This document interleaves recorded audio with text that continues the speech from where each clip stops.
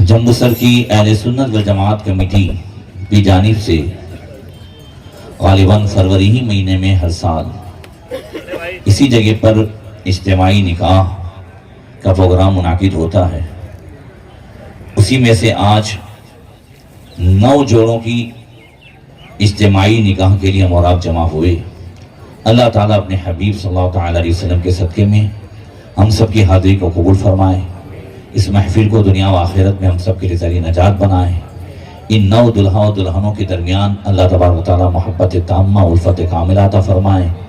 ان کو اور ہم کو آپس میں ایک دوسرے کے حقوق کی ادائیگی کی توفیق عطا فرمائے اور اسلامی زندگی و ایمانی موت نصیب فرمائے. اہل سنت و جماعت کمیٹی جمبوسر کو اللہ تبارک و تعالیٰ دن دنی رات چوگنی ترقی عطا فرمائے. اس کے جتنے بھی اراکین ہیں اللہ تبارک و تعالیٰ ان کو اس کا بہتر سے بہتر اجر دنیا و آخرت میں عطا فرمائے. حضرات، عظیم آباد میں ایک لڑکی جوانی کے عالم میں بیوہ ہو گئی. چھوٹے بچے تھے. اس نے طے کیا کہ مجھے شادی نہیں کرنی. بچوں کو پالتی رہی اور عبادت میں لگ گئی. قرآن کی تلاوت، ذکر و اذکار، اللہ کی بارگاہ میں وہ ایسی مقبول ہوئی کہ جو دعا کرتی اللہ تعالیٰ قبول فرما لیتا. دھیرے دھیرے لوگ اس کے پاس دعاؤں کے لیے آنے لگے اور ہر جگہ اس کی شہرت ہوئی. جب اس کا انتقال ہونے لگا تو اس نے دوسرے عورتوں کو ایک وصیت لکھی.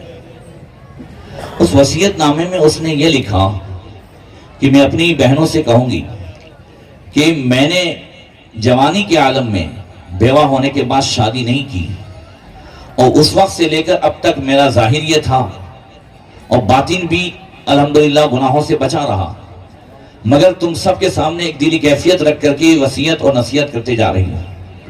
کہتی ہے کہ میں بچوں کی پرورش کے لیے میں نے دوسری شادی تو نہیں کی اور گناہوں سے بچنے کے لیے ذکر و اذکار، نماز، قرآن کی تلاوت اس میں لگی رہی، مگر دلی کیفیت یہ تھی کہ آدھی رات کو اگر پٹے والے کی آواز سنتی تھی، پیون کی آواز سنتی تھی تو بھی دل کرتا تھا کہ جا کے اسے پکڑ لو.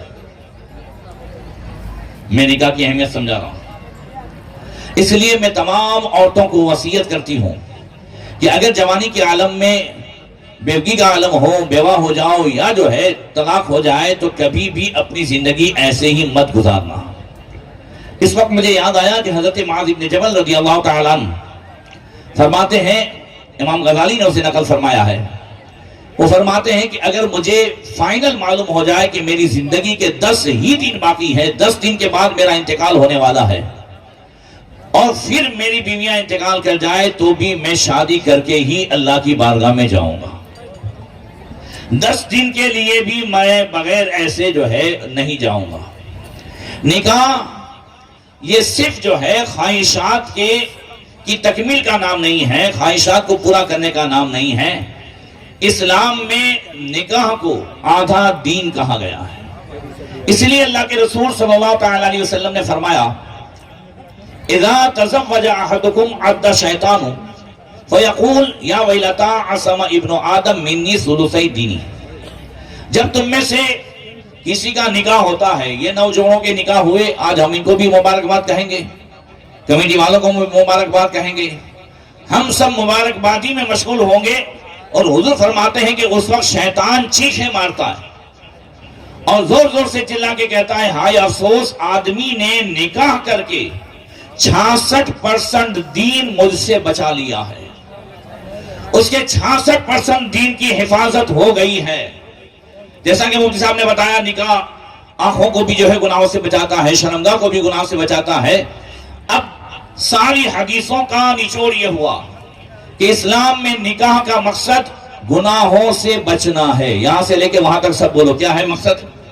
زور سے بولو، گناہوں سے بچنا ہے. اب آپ عقل مند ہیں، ویپاری ہیں، بزنس مین ہیں، ایک کام جو گناہوں سے بچنے کے لیے کرنا ہے، کس کے لیے کرنا ہے؟ پھر سے بولو. میں جب بلواتا ہوں تو کوئی بات ہے، دل میں اتارنی ہے کوئی بات. کس لیے کرنا ہے نکاح؟ گناہوں سے بچنے کے لیے. اب جو کام گناہوں سے بچنے کے لیے کرنا ہو اس میں منگنی سے لے کر کے نکاح تک اتنے گناہ. بولو ہے؟ منگنی میں گناہ، لڑکی کا لڑکے کو انگوٹھی پہنانا ایک گناہ، ٹچ کرنا، پھر سونے کی انگوٹھی پہنانا ڈبل گناہ، پھر سب کے سامنے بیٹھنا، پھر سب کے موبائل میں اس کی تصویر کا آنا، پھر اس کے بعد دونوں کا روزانہ جو ہے موبائل میں باتیں کرنا، پھر اس کے بعد گھومنے جانا، پھر لڑکی کا اس کے پاس ملنا. یہ گناہ اتنے بڑھتے جا رہے ہیں، اتنے بڑھتے جا رہے ہیں. 3 دن پہلے میں حیدرآباد تھا، مجھے فون آیا، بولے حضرت ایک میٹر ہو گئی ہے. میں نے کہا بتائیے. بولے منگنی ہوئی تھی، لڑکا اور لڑکی آپس میں ملے اور لڑکی پریگنٹ ہے، اب کیا کریں؟ میں نے کہا جلدی سے نکاح کر دو. بولے لڑکی 15 سال کی ہے. کتنے سال کی ہے؟ بات سمجھ میں آ رہی ہے کیا کہنا چاہتا ہوں؟ ابھی مودی صاحب نے کہا، میں بھی آپ سے کہتے کہتے جو ہے بلا ہو گیا، کہ جب برائی فیشن بن جائے، قاضی صاحب برائی کیا ہے؟ جب فیشن بن جائے، بے حیائی جب فیشن بن جائے تو ان برائیوں کو روکنا دشوار ہوتا ہے، ان بے حیائیوں کو روکنا دشوار ہوتا ہے. آج لڑکے لڑکی کا ملنا، منگنی کے بعد آپس میں باتیں کرنا، یہ ایک فیشن بن چکا ہے. اب بولتے بولتے تو ہم یہاں پر جو ہے بوڑھے ہو گئے، اللہ ماشاءاللہ 2-4 لوگ بچتے ہوں گے، ورنہ لڑکی بھی اپنا حق سمجھتی ہے، لڑکا بھی اپنا حق سمجھتا ہے، اور دونوں سمجھیے کہ اب یہ برائی ہی نہیں رہی ہے، جبکہ اس برائی کا نتیجہ ہمارے سامنے کتنی حرام صورتوں میں آتا ہے. زناکاری بھی ہو رہی ہے، بدکاری بھی ہو رہی ہے، اور بے حیائی کا دروازہ جب اولاد ہونے سے پہلے ہی شروع ہو جائے تو پھر بعد میں اولاد کیسے ہوگی؟ اب میں سادات کرام، علماء کرام کی بارگاہ میں عرض کرتا ہوں، حضرت بولتے بولتے تو بوڑھا ہو گیا، اب اس کا حل کیا ہے؟ اس کا راستہ کیا ہے؟ برائی تو جو ہے اب فیشن بن چکی ہے، اب کرنا کیا ہے؟ راستہ ہے ایک، سنو گے؟ کرو گے؟ راستہ یہ ہے کہ جب بھی منگنی ہو اور دونوں خاندان، آج تو منگنی میں بھی شادی سے زیادہ خطرہ ہو جاتا ہے، تو منگنی میں جب دونوں خاندان جمع ہو نا، کسی بھی مولانا صاحب کو بلا کر کے جو مہر معمولی چلتا ہے جس سے نکاح ہو جائے وہ مہر دے کر کے سب کے سامنے نکاح پڑھوا لیں، رخصتی بعد میں کریں. آپ نے 2 سال مانگا ہے، 3 سال مانگا ہے ضرورت کے لیے، انتظام کے لیے، آپ کی تائید ہے اس بات کی؟ صحیح ہے مفتی صاحب؟ آپ نے یہ ٹائم مانگا ہے کس کے لیے؟ انتظام کے لیے نا. تو انتظام آپ کرتے رہیں، بعد میں رخصتی بعد میں کریں. نیا نکاح کرنا ہے تجدید نکاح تو بھی شریعت منع نہیں کرتی ہے، نکاح کر لیجیے گا نیا. مگر یہ نکاح ہونے کے بعد جب دونوں خاندان کو معلوم ہے کہ نکاح ہو گیا ہے، نکاح اعلان کو کہتے ہیں. نکاح کس کو کہتے ہیں؟ اعلان کو. ابھی اعلان ہو گیا، اللہ کے رسول صلی اللہ علیہ وسلم کا نکاح ہوا تھا عائشہ صدیقہ سے، رخصتی بعد میں ہوئی تھی. ایسے یو پی وغیرہ میں بھی ہوتا ہے، بہت ساری جگہ ہوتا ہے، رخصتی بعد میں کریں. اب یہ دونوں ملیں گے، جو کچھ بھی ہوگا باتیں کریں گے، تب سے لے کے رخصتی تک کوئی حرام کام تو نہیں ہوگا نا؟ ہاں یا نا؟ بولو زور سے، بولو یہ بات صحیح ہے. اگر صحیح ہے تو پورا مجمع بول دے سبحان اللہ. اللہ کی بڑائی بول کے کہہ دے اللہ اکبر. اور آئندہ اللہ تعالی ہمیں جو ہے توفیق دے اس کے لیے کہہ دیں انشاءاللہ. دیکھیے ابھی آپ کہیں گے کہ مولانا کو تو کہنا ہے، اس کو گھر میں آ کر کے تھوڑی دیکھنا ہے کہ عورتیں مانیں گی کہ نہیں مانیں گی. برا مت مانیے گا، بہت ساری جگہ ہم عورتوں کا بہانہ بنا کر اپنی من کی بات کر لیتے ہیں، کروا لیتے ہیں. ورنہ یہی عورت اگر ہمارے 500 کے نوٹ کا نقصان کر دے تو ہم آپے سے باہر ہو جاتے ہیں، اور یہی عورت ہمارے دین کا نقصان کرتی ہے تو ہم بہانہ بنا کر کے مولانا کے پاس نکل جاتے ہیں کہ گھر کی عورتیں نہیں مانتی ہے. میں کہتا ہوں یہاں مولانا کے پاس بہانہ چلے گا، کل حشر میں مولا کے پاس بہانہ نہیں چلے گا. اس لیے برائیاں مٹے، بے حیائیاں مٹے، اور نکاح کا اصلی مقصد بعد کی زندگی میں بھی حاصل ہو. اس لیے کہ بعد کی زندگی میں نکاح کا جو مقصد ہے کہ وہ بندہ کسی اور کو نہ دیکھے. حضرت ابو سنان رضی اللہ تعالیٰ عنہ حضرات وہ عید کے دن گئے گھر سے، جب واپس آئے عیدگاہ سے تو بیوی کہتی ہے، مجھ سے سنیے گا، میں فطرت بھی بتاتا ہوں، نوجوان بھی سنیں، فطرت کبھی بدلتی نہیں ہے۔ اب ایسا نیک بندہ، بیوی کہتی ہے جب عیدگاہ سے آئے، کتنی عورتوں کو دیکھا تم نے؟ کتنی عورتوں کو دیکھا؟ وہ کہتے ہیں اللہ کی بندی، جب سے نکلا ہوں گھر سے واپس آنے تک میں نے اپنے انگوٹھوں کے سوا کسی کو نہیں دیکھا ہے۔ ایسے مرد پہ بھی عورت جب شک کر سکتی ہے تو اپنے تو کتنے سدھرے ہوئے سب کو معلوم ہے۔ بات سمجھ میں آ رہی ہے؟ بات کی زندگی میں اکثر جو گھر جہنم کا اکھاڑا بنتا ہے نا، وہ اسی ایک دوسرے پہ شک، ایک دوسرے کے معاملات۔ عورت کی اپنی فطرت ہے، اور ہاں اس کی ذمہ داری بھی ہے کہ مرد پر نظر رکھے، اور مرد کی بھی ذمہ داری ہے کہ عورت پر نظر رکھے۔ آج ہماری نظر نہیں ہے کہ ہمارے گھر آن لائن منگانے والوں میں کون آتا ہے، فیریے کون آتے ہیں، دودھ والا کون آتا ہے، اور ہماری بچیوں اور ہماری عورتوں کے کانٹیکٹ کس کے ساتھ ہے، کیا معاملات ہیں۔ ہم فری کلچر میں اتنے فری ہو گئے کہ آج ہمارے یہاں جو ہے زنا کے بچے بھی فری ہونے لگے ہیں۔ یہ نکاح کا جو مقصد ہے اس مقصد کو اتاریں، اور یاد رکھیں کہ سب سے زیادہ اس زمانے میں زناکاری و بدکاری عام ہے۔ اس کی ایک صورت تو جو میں نے بتائی، دوسری صورت دھڑا دھڑ 3 طلاق دے کر کے بغیر حلالے کے بٹھا لینا، یہ بھی زناکاری کی صورت ہے۔ جو اللہ کے رسول صلی اللہ علیہ وسلم نے فرمایا، ان من اشراط الساعۃ ان یکثر اولاد الزنا، قیامت کی نشانیوں میں سے یہ ہے کہ حرامی بچے زیادہ ہوں گے۔ عطیہ بن سعدی حضرت عبداللہ بن مسعود سے پوچھتے ہیں، والمسلمون، کیا مسلمانوں کے یہاں حرامی بچے ہوں گے؟ کہا ہاں مسلمانوں کے یہاں۔ کہا والقرآن بین ظہرانہم، قرآن تو ان کے بیچ میں ہوگا، پھر حرامی بچے کیسے ہوں گے؟ تو حضرت عبداللہ بن مسعود نے کہا کہ اللہ کے رسول نے فرمایا، یاتی علی الناس زمان ان یطلق رجل امرأتها ثم یجہل طلاقها فیقیم علی فرجها فاقام زانیان۔ ہاں قیامت سے پہلے ایسا زمانہ آئے گا، آدمی اپنی بیوی کو طلاق دے گا، پھر مکر جائے گا، کہے گا میں نے نہیں دی ہے، میرا یہ مقصد تھا، میرا وہ مقصد تھا، اور پھر دونوں بغیر حلالے کے رہیں گے، اور زناکاری و بدکاری ہوگی اور حرامی بچے ہوں گے۔ یہ کیوں کہا حضرت عبداللہ ابن مسعود سے حضرت عطیہ سعدی نے کہ قرآن ان کے بیچ میں رہے گا، پھر حرام کاری کیسے؟ بھائی جس کے گھر میں اصول و قانون کی کتاب ہو، پھر قانون کے خلاف ہو تو بندہ پوچھے گا نا کہ بھائی تو جانکار تھا۔ تو ایسے ہی وہ پوچھ رہے ہیں کہ یہ تو سب جانکار ہوں گے، قرآن نے تو ان کو طلاق کے طریقے بتائے ہیں، پھر ایسا کیوں ہوگا؟ طلاق کا طریقہ بتایا گیا ہے۔ یہ آج ہمیں گورنمنٹ سیدھا کر رہی ہے، 3 طلاق اسلام میں بھی جو ہے وہ پسندیدہ نہیں ہے۔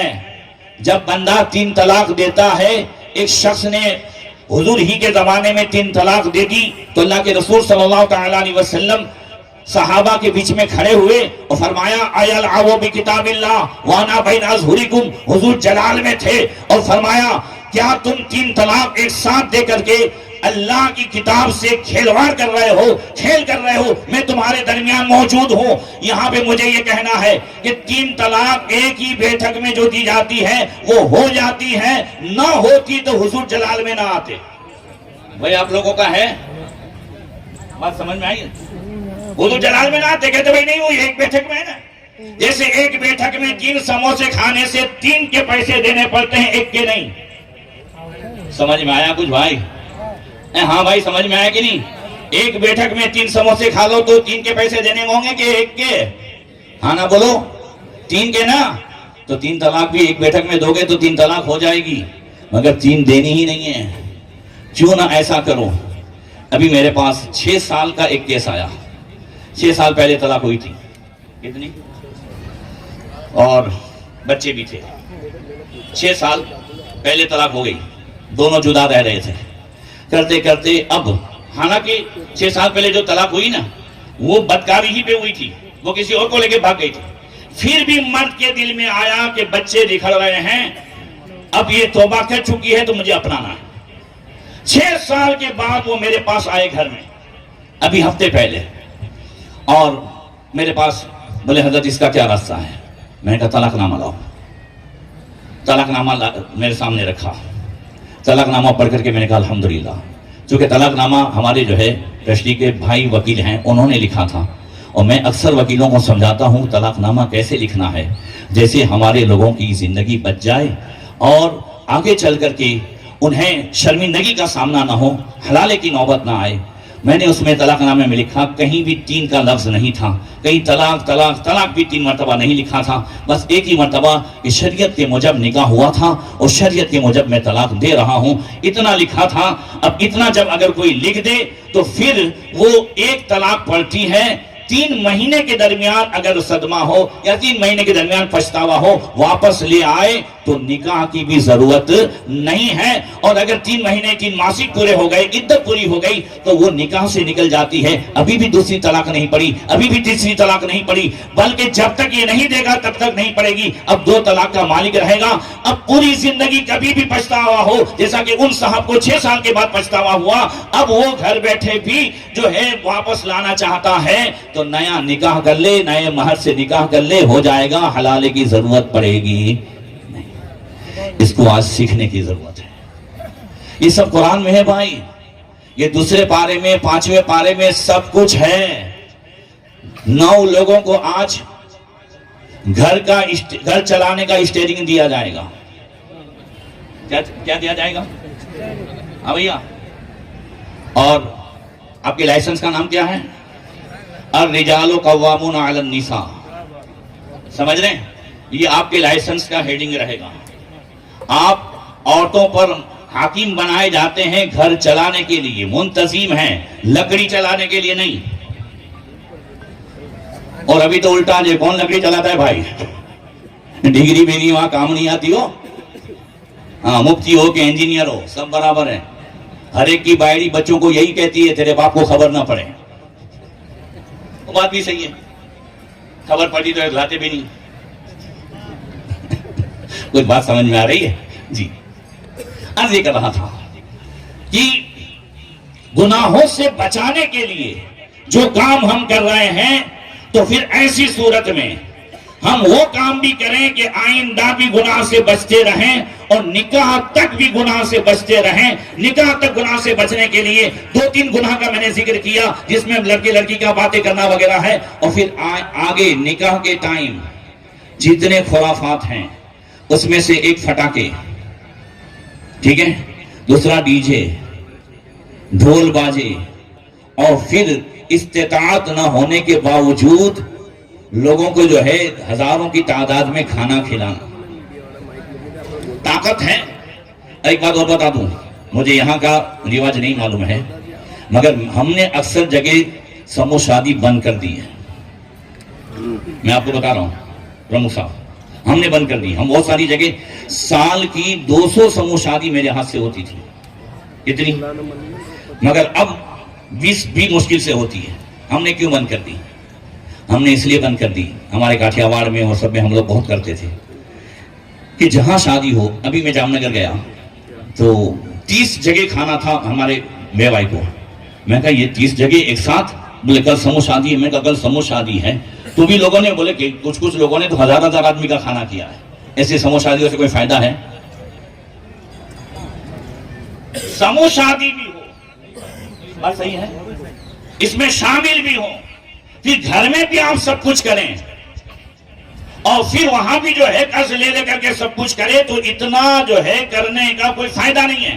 اور یہ شادی نہیں ہے بھائی, یہ سمو شادی ہے.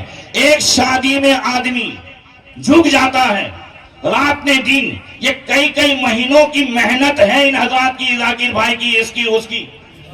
یہ ذاکر بھائی بیچارے ایک دن میں اٹھا تھا, صبح ہم فون کر دیا, اللہ معاف کرے میں بھی ان پہ غصہ ہو گیا تھا. یہ معمولی چیز نہیں ہے,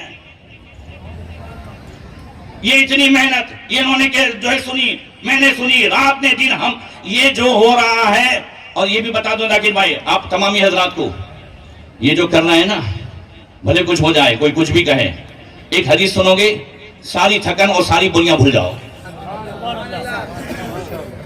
اللہ کے رسول صلی اللہ علیہ وسلم نے فرمایا, جب حضور سے پوچھا گیا, حضرت عبداللہ ابن عمر کہتے ہیں جا رجل الی النبی صلی اللہ علیہ وسلم ای الناس احب الی اللہ تعالی وای الاعمال احب الی اللہ تعالی. آدمی نے پوچھا یا رسول اللہ، اللہ کی بارگاہ میں سب سے زیادہ محبوب کون ہے اور سب سے زیادہ پسندیدہ عمل کون سا ہے؟ تو حضور نے فرمایا احب الناس الی اللہ تعالی انفعهم للناس واحب الاعمال الی اللہ تعالی سرور تدخل علی قلب مسلم. حضور نے فرمایا سب سے زیادہ اللہ کے نزدیک پسندیدہ وہ آدمی ہے جو لوگوں کو سب سے زیادہ کام آتا ہے. زور سے بولو. اور سب سے زیادہ پسندیدہ عمل یہ ہے کہ کسی مسلمان کے دل میں خوشی داخل کرنا، اس کو خوش کر دینا. کیسے؟ تکشف عنہ کربتن او تقضی عنہ دینن او تطرو عنہ جوعا. حضور نے فرمایا یا تو جو ہے اس کی کسی مصیبت کو دور کر کے، یا اس کا قرضہ ادا کر کے، یا اس کو جو ہے بھوک مٹا کر کے. یہ سمو شادی میں یہ ساری چیزیں ہوتی ہیں. اگر سمو شادی میں شریک ہونے والے اب کھانا نہ کرے، قرضہ نہ کرے، تو پھر ان تمام محنت کرنے والے کو اللہ تعالیٰ جو ہے ثواب عطا فرمائے گا. ایک بات اور بتا دوں، قرضے پہ بات آئی ہے. دیکھو معراج کا مہینہ ہے. اللہ کے رسول صلی اللہ علیہ وسلم نے فرمایا رأیت لیلۃ اسری بی علی باب الجنۃ مکتوبا الصدقۃ بعشر امثالها والقرض بثمانیۃ عشر. حضور فرماتے ہیں کہ میں نے معراج کی رات جنت کے دروازے پر لکھا دیکھا کہ صدقہ اگر کوئی دیتا ہے تو 10 گنا اللہ ثواب عطا فرمائے گا، اور اگر کوئی کسی کو قرضہ دیتا ہے تو اللہ تعالیٰ 18 گنا ثواب عطا فرمائے گا.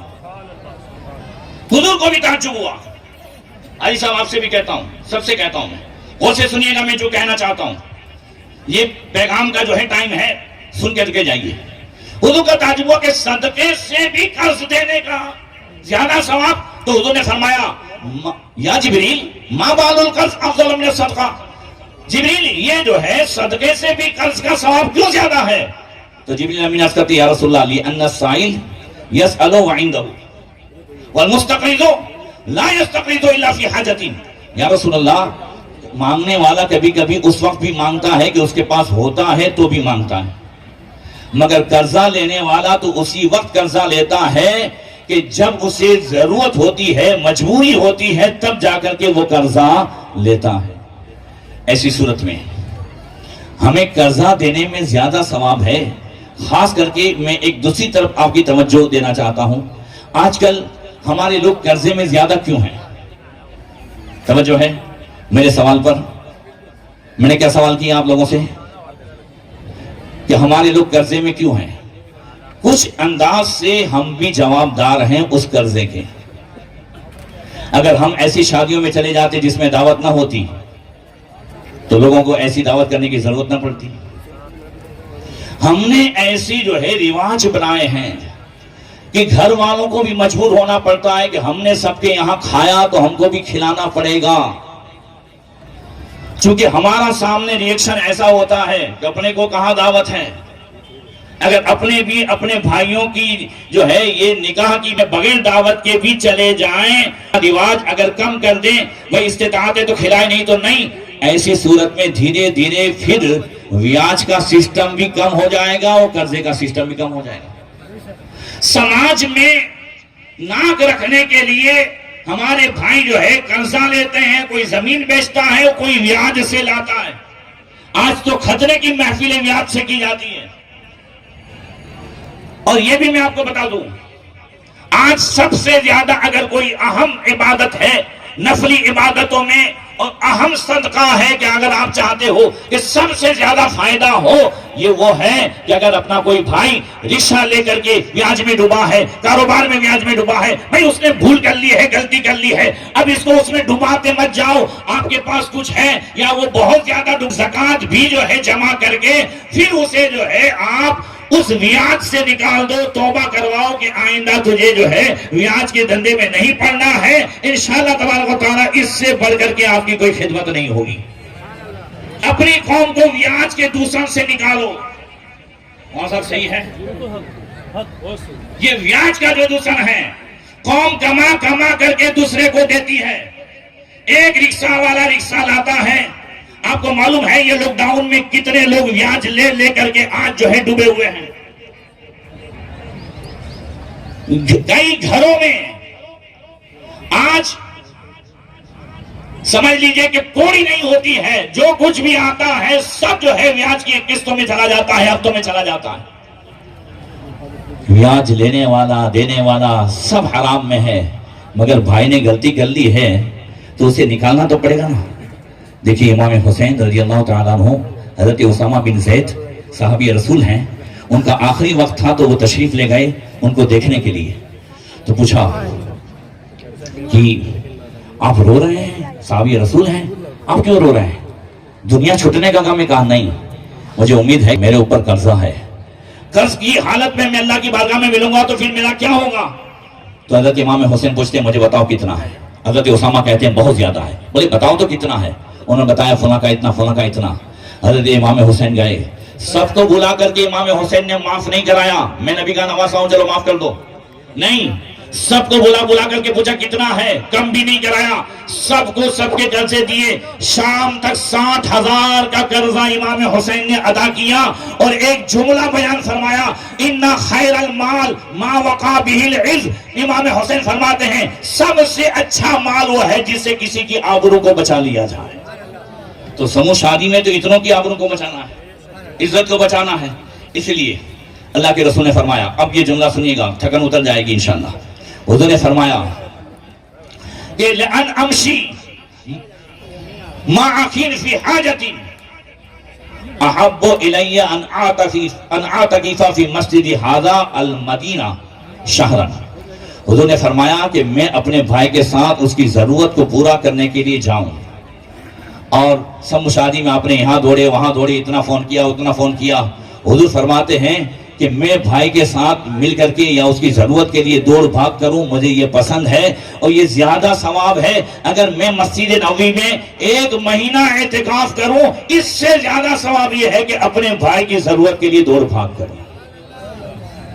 تو یہ بہت بڑی خدمت ہے. اللہ تعالیٰ قبول فرمائے. اللہ تعالیٰ جو ہے ہمیں آپس میں ایک دوسرے کے حقوق کی ادائیگی کی توفیق عطا فرمائے. اور چونکہ ٹائم زیادہ ہو گیا ہے، باتیں میں نے اس سے پہلے بھی بہت مرتبہ کر لی ہے. آخری جملہ کہہ کر کے جاتا ہوں کہ نکاح کرنا ہی کمال نہیں ہے، اسے سنبھالنا کمال ہے. وہ ڈرائیور با کمال نہیں ہوتا جو 150 کی اسپیڈ سے چلائے، وہ کمال والا ہوتا ہے جو گاڑی کو راستے میں روکنے نہ دے، منزل تک پہنچائے. ہماری منزل کہاں ہے؟ تو اللہ کے رسول نے فرمایا جو مرد اور عورت ایمان کے ساتھ زندگی گزار کر دنیا سے جائے تو اللہ تعالیٰ دونوں کو جنت میں جگہ عطا فرمائے گا. اللہ تعالیٰ یہاں بھی ساتھ عطا فرمائے، وہاں بھی ساتھ عطا فرمائے. السلام علیکم ورحمۃ اللہ وبرکاتہ.